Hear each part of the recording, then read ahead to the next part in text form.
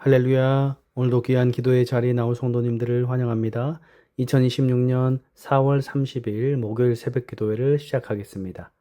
오늘 우리에게 주신 하나님의 말씀은 창세기 32장 22절부터 32절까지 말씀입니다.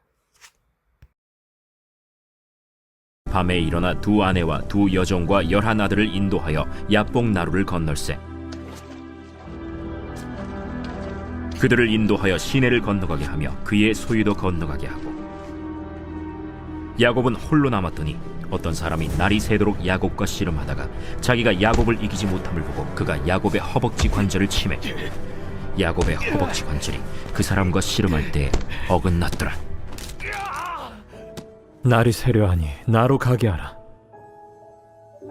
당신이 내게 축복하지 아니하면 가게 하지 아니하겠나이다. 내 이름이 무엇이냐? 야곱이니이다. 내 이름을 다시는 야곱이라 부를 것이 아니요 이스라엘이라 부를 것이니 이는 내가 하나님과 및 사람들과 겨루어 이겼음이니라. 당신의 이름을 알려주소서. 어찌하여 내 이름을 묻느냐? 하고 거기서 야곱에게 축복한지라. 그러므로 야곱이 그곳 이름을 브니엘이라 하였으니 그가 이르기를, 내가 하나님과 대면하여 보았으나 내 생명이 보존되었다. 그가 브니엘을 지날 때에 해가 돋았고 그의 허벅다리로 말미암아 절었더라.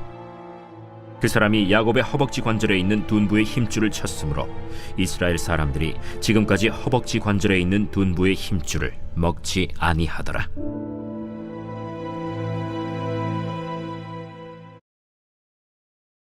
오늘 본문에 나오는 야곱은 이름부터가 발꿈치를 움켜쥐다라는 뜻을 가지고 있습니다. 어머니의 태에서부터 자신의 생명을 위해서 장자에서의 발꿈치를 움켜쥐었기 때문에 갖게 된 이름이죠. 그는 복을 얻기 위해서 에서의 연약함을 이용하여 그의 장자권을 샀고 나이가 들어서 눈이 어두워진 아버지 이삭을 속이기도 했습니다. 그렇게 자신의 잘됨을 위해서라면 어떠한 행동도 서슴지 않았던 야곱에게 일생일대의 위기가 찾아오게 되는데 바로 에서와의 재회입니다. 그는 에서가 자신을 죽일 것을 확신하고 있었기 때문에 걱정이었죠. 고민 끝에 야곱은 자신의 소유로 에서의 마음을 달래기로 하였습니다. 21절부터 23절까지 그 예물은 그에 앞서 보내고 그는 무리 가운데서 밤을 지내다가 밤에 일어나 두 아내와 두 여종과 11 아들을 인도하여 야복 나루를 건널세. 그들을 인도하여 시내를 건너가게 하며 그의 소유도 건너가게 하고. 야곱은 자신이 힘겹게 모은 재산을 에서에게 선물로 줍니다. 재산도 살아있어야 의미가 있다라고 판단을 한 모양입니다.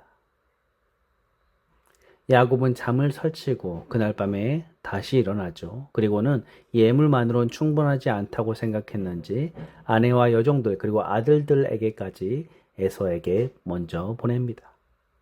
어쩌면 에서가 그들을 공격하면 멀찍이 지켜보다가 얼른 도망가려고 했는지도 모르겠습니다.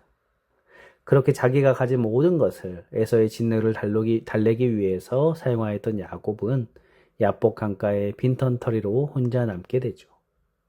그리고 이어지는 내용은 야곱이 하나님과 씨름하는 장면이죠.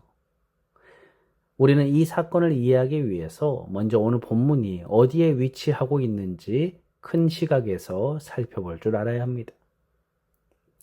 창세기의 32장 21절부터 창세기의 33장 3절까지를 보면 샌드위치의 구조로 되어져 있는데 씨름 사건이 중간에 끼어 있고 앞뒤로 야곱이 가족들을 배치하는 장면이 나옵니다.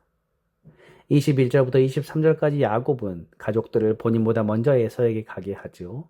하지만 씨름 사건 직후인 33장 1절부터 3절에는 본인이 가장 먼저 에서를 만나러 가고 가족들은 그 뒤를 따라오게 합니다.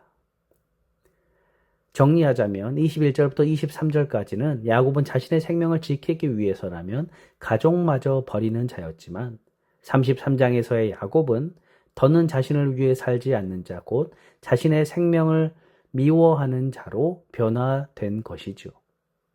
도대체 어떤 일이 벌어졌길래 야곱이 이렇게 변화가 되었는지 우리가 살펴보길 원하죠. 24절부터 26절까지 말씀입니다. 야곱은 홀로 남았더니 어떤 사람이 날이 새도록 야곱과 씨름하다가 자기가 야곱을 이기지 못함을 보고 그가 야곱의 허벅지 관절을 치매 야곱의 허벅지 관절이 그 사람과 씨름할 때에 어긋났더라. 그가 이르되 날이 새려 하니 나로 가게 하라. 야곱이 이르되 당신이 내게 축복하지 아니하면 가게 하지 아니하겠나이다. 어떤 사람이 와서 야곱과 씨름을 하죠. 우리는 야곱의 고백을 통해서 이 사람이 하나님이었다는 것을 알 수 있습니다. 25절에 보면 하나님께서 야곱과 날이 새도록 씨름했지만 그를 이길 수 없었다라고 하죠. 여기서 이기지 못했다라는 것은 하나님께서 힘이 부족하셔서 야곱을 이기지 못한 것이 아닙니다. 에서와의 재회를 앞두고 야곱은 살고 싶다라는 갈망이 극에 달해 있었기에 살기 위해서라면 하나님마저 제압해서 복을 얻어내겠다라는 마음을 강조하기 위해서 하나님조차도 야곱을 이길 수 없었다라고 표현한 것이죠. 25절에 보면 그런 야곱의 허벅지를 하나님께서 치십니다. 오늘 본문은 하나님께 살려달라고 애원한 야곱을 도리어 하나님께서 쳐서 죽이시려는 역설적인 장면이 나오고 있습니다. 그런데 거기서 끝이 아닌 거죠. 그 실패와 죽음의 자리에서 하나님께서 은혜와 생명을 부어주셨다라는 것입니다. 마른 뼈와 같은 흙에 생기를 불어넣으시듯 이 창조 원리를 통해서 성도는 오직 죽음을 통해서 생명에 이르게 된다라는 역설을 우리에게 가르쳐 주시는 것입니다.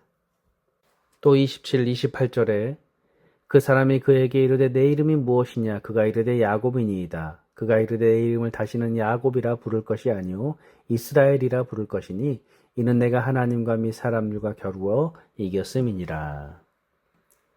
하나님께서는 야곱의 이름을 물으셨죠. 날 때부터 속이는 자, 살기 위해서라면 형제의 뒤꿈치도 서슴없이 움켜쥐는 자였던 것을 기억하게 하십니다. 그리고는 그의 이름을 이스라엘로 바꾸죠.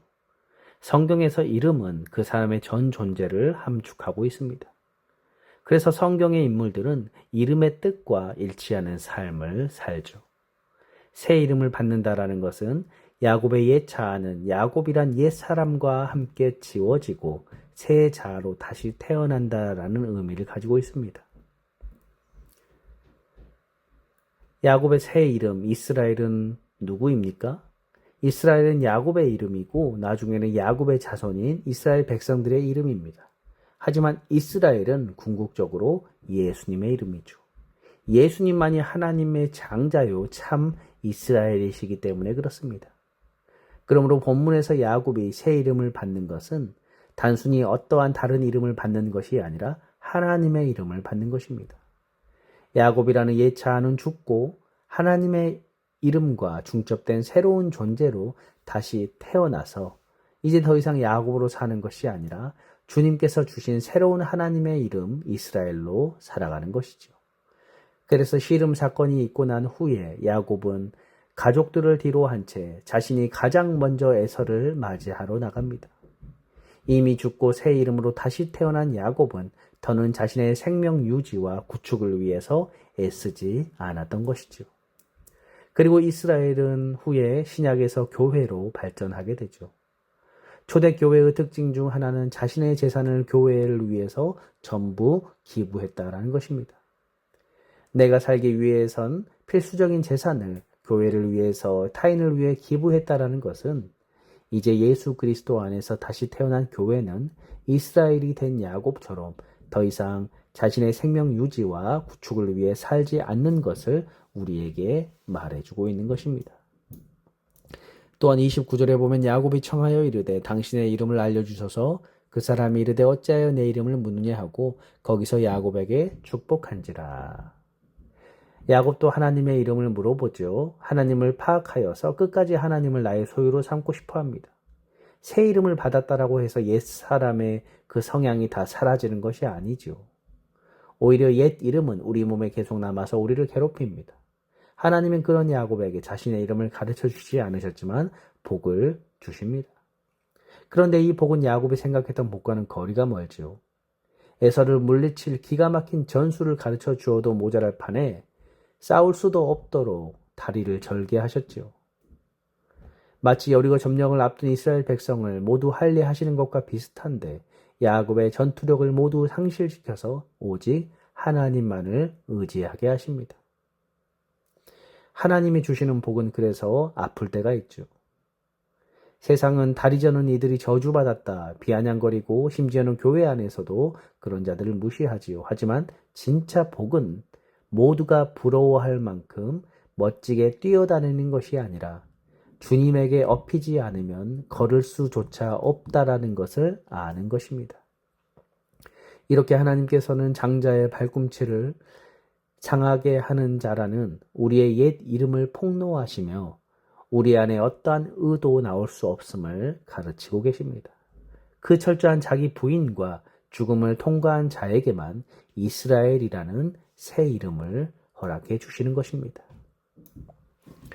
그리고 30절에서 32절까지 그러므로 야곱이 그곳 이름을 브니엘이라 하였으니 그가 이르길 내가 하나님과 대면하여 보았으나 내 생명이 보존되었다 함이더라. 그가 브니엘을 지날 때 해가 돋았고 그의 허벅다리로 말미암아 절었더라. 그 사람이 야곱의 허벅지 관절에 있는 둔부의 힘줄을 쳤으므로 이스라엘 사람들이 지금까지 허벅지 관절에 있는 둔부의 힘줄을 먹지 아니하더라. 야곱은 하나님을 보았는데도 자신의 생명이 보존되었다라고 합니다. 사실 야곱의 생명은 보존되지 않았죠. 허벅지를 맞아서 절름발이가 되었고 이름은 사라져버렸습니다. 하지만 야곱은 이것이 진짜 산 것임을 알았습니다. 자신이 절름발이가 된 그 장소를 하나님께서 자신을 살리신 장소라고 부른 겁니다. 그리고 이것이 바로 하나님 나라 백성의 정체성이 되었던 것입니다. 우리도 옛 사람을 날마다 죽이시고 그 죽음의 자리에 새 생명을 부어주시는 주님을 기억하길 원합니다.